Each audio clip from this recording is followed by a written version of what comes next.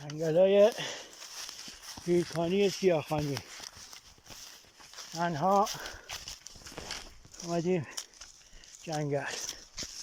با شعاع کیلومترها کسی نیست، خودتی و خودت.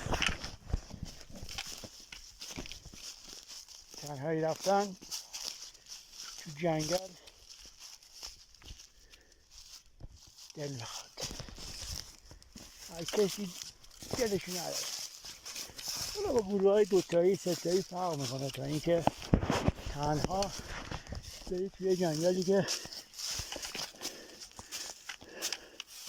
راهیمایی نداره، باید خودت مسیر گرازا رو بری ببین کجا میخوره.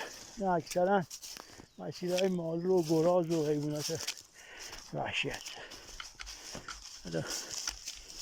حالا چند ساعتی هست اینجا چرخیم این پایین ببینیم به کجا میخوریم.